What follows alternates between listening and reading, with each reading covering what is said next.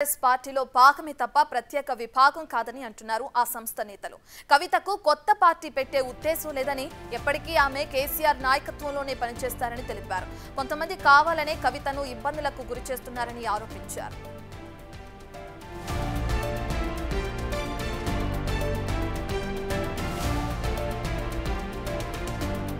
ఇదే విషయానికి సంబంధించిన మరింత సమాచారాన్ని మా ప్రతినిధి విజయ్ అందిస్తారు.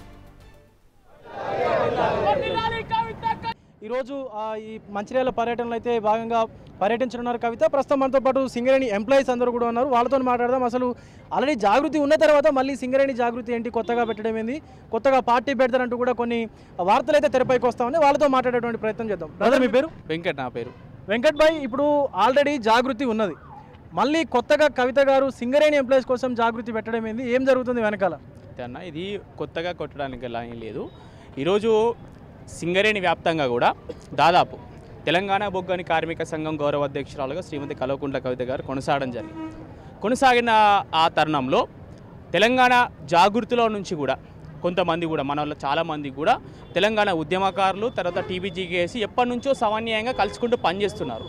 తెలంగాణ జాగృతి అనుబంధాలు యువత కానీ, తర్వాత అట్లాగే విద్యార్థి కానీ, మహిళ కానీ, రైతు విభాగాలతో పాటు ఈరోజు సింగరేణి అనుబంధం అనేది ఎప్పటి నుంచో ఉంది. దీని ఏంటంటే ఈరోజు మరి అఫీషియల్గా ప్రకటించడం జరిగింది.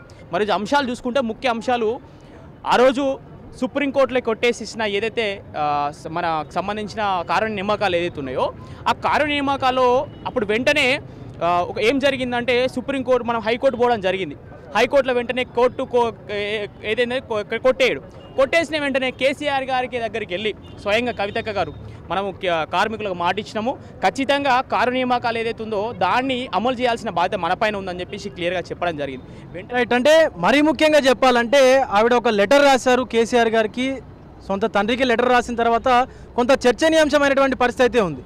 దాని తర్వాత మరీ ముఖ్యంగా చెప్పాలంటే కేసీఆర్ గారి పక్కన దయ్యాలు ఉన్నాయి, కేసీఆర్ గారి దేవుడు అని చెప్పి ఆవిడ కూడా మాట్లాడినటువంటి పరిస్థితి కనిపిస్తూ ఉంది. ఎవరు అనుకోవచ్చు అసలు వాళ్ళు? ముఖ్యంగా నా పేరు పడాల వెంకన్న. నేను 14 సంవత్సరాల నుండి ఇదే జిల్లాలో జాగృతిలో పనిచేస్తున్నాను. ప్రథమంగా నుండి మొదటి అడుగు నుండి నేను మా కవిత మేడం గారితోనే ఉన్నాను. ఇక్కడ అనేక స్వచ్ఛంద సేవా సంస్థలు, హెల్త్ క్యాంపులు, మెడికల్ క్యాంపులు, వాటర్ క్యాంపులు, అనేక ప్రజలతోని మమేకమై ప్రజలకు ప్రభుత్వానికి మధ్య వాదనగా ఉంటూ కేసీఆర్ గారి నాయకత్వంలో, కవిత గారి నాయకత్వంలో మేము పనిచేసినాము. ఇప్పుడు కూడా సింగరేణి జాగృతి అనేది కూడా ఇందులో ఒక విభాగమే తప్ప దీనికంటూ ప్రత్యేకత ఏం లేదు. మేము ఆ లెటర్ పైన కామెంట్స్ చేసే స్థాయి కాదు మాది, అందుకే దాని గురించి మేమేము మాట్లాడదలుచుకోలేదు. విషయం ఏంటంటే ఈరోజు ముఖ్యంగా జిల్లాకు వచ్చేస్తున్న మా మిత్రుడు, మా తోటి మిత్రుడి వివాహం ఉంది కనుక ఆ వివాహానికి మా మేడం వస్తున్న దానికి వెల్కమ్ చేయడానికే తప్ప దీంట్లో ఎలాంటి రాజకీయానికి సంబంధించినవి కానీ వేరే కానీ ఏం. భవిష్యత్తులో జాగృతి కూడా కేవలం బీఆర్ఎస్ పార్టీ కోసమే పనిచేస్తుంది తప్ప ఇదేం సపరేట్ కాదు అంటూ కూడా సింగరేణి ఎంప్లాయీస్ మాట్లాడుతున్నటువంటి పరిస్థితి కనిపిస్తూ ఉంది. కెమెరామెన్ భూపేష్తో విజయ్, బిగ్ టీవీ, మంచిర్యాల నుంచి. జై జాగృతి.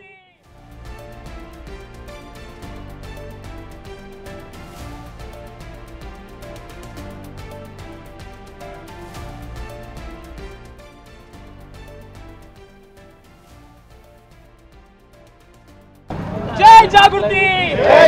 వర్ధిల్లాలి కవిత నాయకత్వం. వర్ధిల్లాలి కవిత నాయకత్వం.